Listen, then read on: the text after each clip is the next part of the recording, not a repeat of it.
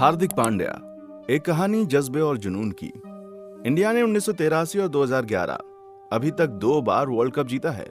और क्या आप लोगों को याद है कि इन दोनों जीत के सबसे बड़े नायक, या यूं कहें कि वो खिलाड़ी जिनकी भूमिका सबसे बड़ी रही, वो कौन थे? 1983 वर्ल्ड कप जीत में कपिल देव ने अपनी कप्तानी हो या बल्लेबाजी हो या चाहे गेंदबाजी हो, तीनों स्किल से अपने कंट्रीब्यूशन से देश को जिताया और एक बहुत बड़ा रोल प्ले किया वर्ल्ड कप जितवाने में। और अगर बात करें 2011 के वर्ल्ड कप की, तो युवराज सिंह ने अपनी बैटिंग, बॉलिंग और फील्डिंग से टीम को वर्ल्ड कप दिलाने में बहुत बड़ी मदद की। और अगर आपने गौर किया हो दोस्तों, तो इन दोनों ही वर्ल्ड कप जीतने में एक बात बड़ी कॉमन थी, जो थी एक टैलेंटेड ऑलराउंडर का होना। वेलकम बैक दोस्तों, एक और नई वीडियो में आप सभी का स्वागत है। आज हम बात करने जा रहे हैं एक ऐसे फास्ट बॉलिंग ऑलराउंडर की, जिसकी चाहे बैटिंग हो या बॉलिंग या चाहे फील्डिंग ही क्यों ना हो, इसे मैदान में देख के सबसे ज्यादा लोग दीवाने हो जाते हैं। आज हम करेंगे बात अपने on field end of field swag के लिए फेमस हार्दिक पांड्या की। जब आपके सर पर उम्मीदों का बोझ बढ़ जाता है और सिचुएशन पूरी तरह से आपके उलट हो, तब आप पूरी निष्ठा और ईमानदारी से अपना काम करते हैं। ऐसा ही कुछ इंडिया के बेहतरीन ऑलराउंडर और फ्यूचर फिनिशर के लाइफ में भी हुआ।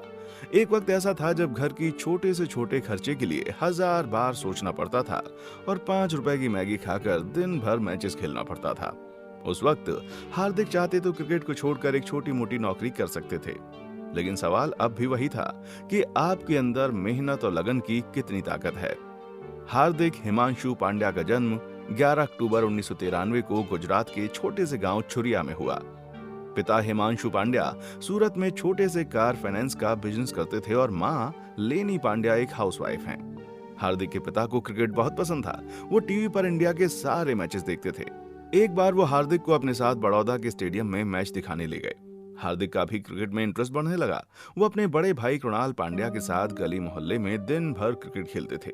पिता हिमांशु पांड्या ने देखा कि गांव में क्रिकेट की अच्छी फैसिलिटी नहीं है, इसीलिए 1998 में उन्होंने गांव में अपना बना बनाया बिजनेस को छोड़ा और वडोदरा आ गए। आप लोगों को अगर याद हो तो शुभमन गिल की कहानी भी कुछ इसी तरह की थी। पिता हमेशा अपने बच्चों के लिए बलिदान देने के लिए तैयार रहते हैं दोस्तों। गांव की कंफर्टेबल लाइफ को छोड़कर वडोदरा में एक बेडरूम वाले घर में आना आसान नहीं रहा होगा। क्रिकेट की अच्छी ट्रेनिंग के लिए पिता ने अपने दोनों बेटों को किरण मोरे की एकेडमी में एडमिशन करवा दिया। छोटी उम्र की वजह से पहले दिन हार्दिक को एकेडमी में एंट्री नहीं मिली, लेकिन जब किरण मोरे ने हार्दिक की जबरदस्त बैटिंग देखी, तब उन्होंने हार्दिक को अपने अंडर ले लिया। हार्दिक ने किरण मोरे के अंडर प्रोफेशनल क्रिकेट के बेसिक्स को सीखा। हार्दिक ने अपनी स्कूलिंग MI के हाई स्कूल से की। उन्हें पढ़ाई में बिल्कुल मन नहीं लगता था। आए दिन उनके घर पर स्कूल से शिकायतें आती रहती थी। पेरेंट्स को भी टीचर से बहुत कुछ सुनना पड़ता था। क्या आप लोग बच्चों पर ध्यान नहीं देते? आपके लड़कों का भविष्य अंधकार में है। एक दिन गुस्से में पिता ने उनसे कह दिया कि आपको पता नहीं है, एक दिन मेरा बेटा बहुत बड़ा आदमी बनेगा। पिता का ये कॉन्फिडेंस ही बड़ा काम कर गया हार्दिक की सक्सेस के लिए। घर से एकेडमी की दूरी लगभग 20 से 25 किलोमीटर थी। पिता अपने बिजी शेड्यूल में थे, फिर भी हार्दिक को एकेडमी ले जाते थे। लेकिन जब कभी वो अपने काम में बिजी रहते, तब वो अपने फ्रेंड को बोलकर हार्दिक को एकेडमी से घर लाने को कहते। लेकिन ये बात हार्दिक को पसंद नहीं थी। उन्होंने अपने पिता से कह दिया कि आप अपने किसी भी दोस्त को हमें लाने के लिए मत कहिए। हम नहीं चाहते कि बाद में कोई भी आपको आकर बोले कि मेरी वजह से आपका लड़का सक्सेसफुल हुआ। एक बात तो माननी पड़ेगी, पांड्या परिवार में कॉन्फिडेंस की कोई कमी नहीं है, बिल्कुल भी नहीं, है ना?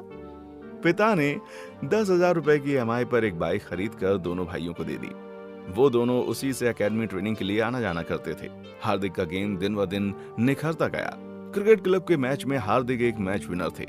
अपनी टीम को बहुत सारे मैच उन्होंने अकेले जिताए। हार्दिक का स्कूल में मन नहीं लगता था।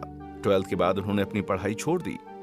फिर एक ऐसा टाइम आया जब हार्दिक की जिंदगी बदल गई।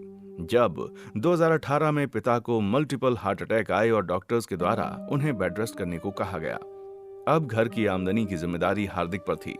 हार्दिक और उनके बड़े भाई शहर और गांव के सभी टूर्नामेंट खेलते थे। अपनी किट बैग लेकर लोकल ट्रेन से जाना और वापस किसी ट्रैक या बिना टिकट लोकल ट्रेन से आना, दिन भर सिर्फ 5 रुपए की मैगी खाकर मैच खेलना। हर मैच के उन्हें 350 रुपए मिलते थे। 2 वक्त का खाना भी मुश्किल से नसीब होता था। उधारी बढ़ जाने पर उन्हें दिन भर स्टेडियम में छुप कर रहना पड़ता था।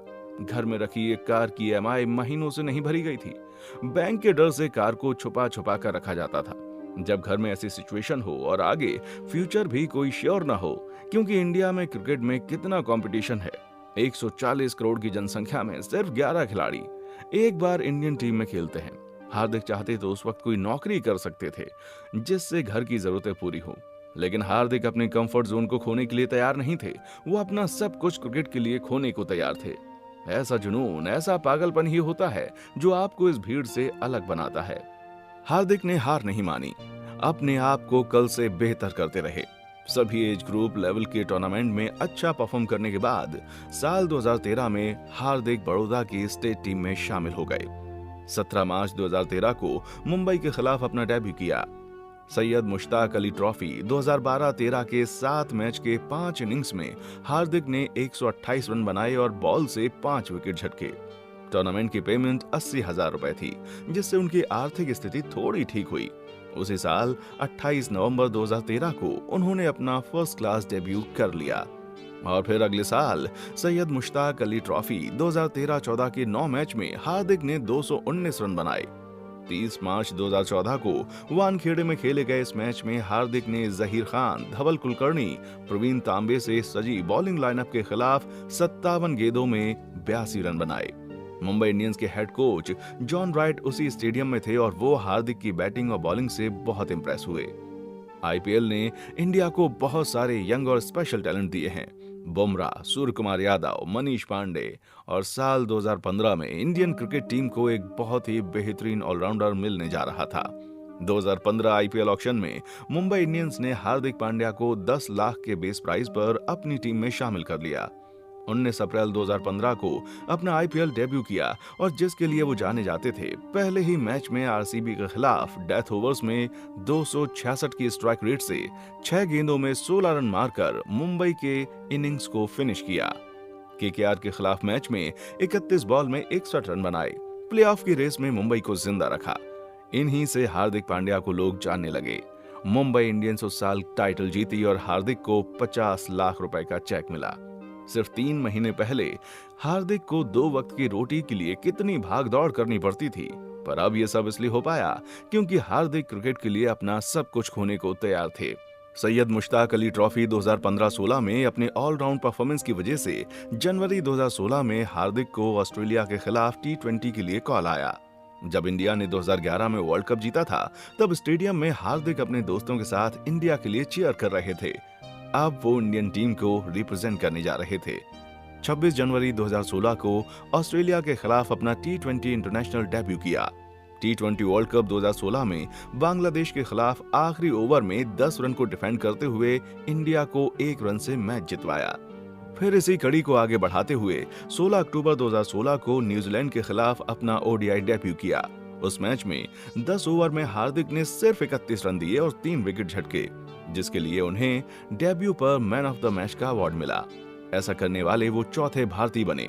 फिर चैंपियंस ट्रॉफी 2017 में पाकिस्तान के खिलाफ फाइनल में 76 रनों की धमाकेदार पारी खेली, लेकिन इंडिया वो मैच हार गई।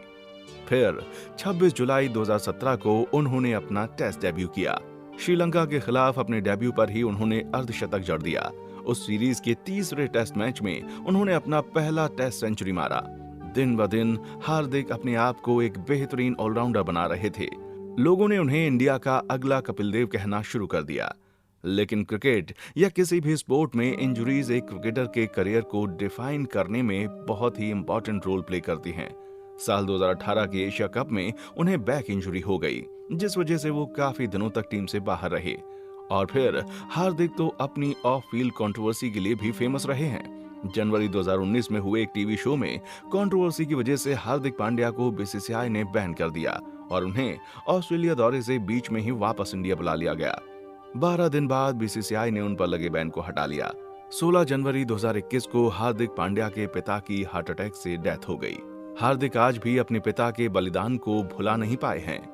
2 साल हार्दिक अपनी इंजरी के कारण ज्यादा बॉलिंग नहीं कर पा रहे थे, लेकिन T20 वर्ल्ड कप 2021 के बाद हार्दिक ने रेस्ट किया और नेशनल क्रिकेट एकेडमी बेंगलोर में अपनी बॉलिंग एक्शन पर काम किया। आईपीएल 2022 में गुजरात टाइटंस ने हार्दिक को अपनी टीम में शामिल किया और हार्दिक अब बैटिंग और बॉलिंग दोनों ही डिपार्टमेंट में अच्छा परफॉर्म कर रहे हैं। और 2022 में तो हार्दिक अपनी गुजरात की टीम को आईपीएल टाइटल दिलाने में सफल भी रहे और 2023 में गुजरात ने as a runner up finish किया। ये थी कहानी एक ऐसे खिलाड़ी की जिसने क्रिकेट के लिए अपना सब कुछ दांव पर लगा दिया, और जब कोई ऐसा करता है तो उसका फल भी उसको इतना मिलता है कि वो बटोरते बटोरते थक जाता है। हार्दिक भी आज अपनी फैमिली के साथ एक अच्छी लाइफस्टाइल जी रहे हैं। हार्दिक यूं ही फिट रहें और अपनी ऑलराउंड परफॉर्मेंसेस से इंडिया टीम को मैच जिताएं। हार्दिक पांड्या के जीवन की इस मोटिवेशनल जर्नी में हमारे साथ जुड़ने के लिए शुक्रिया। अगर आपको ये वीडियो इंस्पायरिंग लगी है तो इसे लाइक और शेयर करें। हमारे चैनल क्रिकेट गाथा को सब्सक्राइब करना ना भूलें, जहां से आपको खेल की दुनिया से और भी रोचक कहानियां मिलती रहेंगी। अगली बार तक अपने सपनों का पीछा करना जारी रखें और खुद पर विश्वास रखें। देखने के लिए शुक्रिया।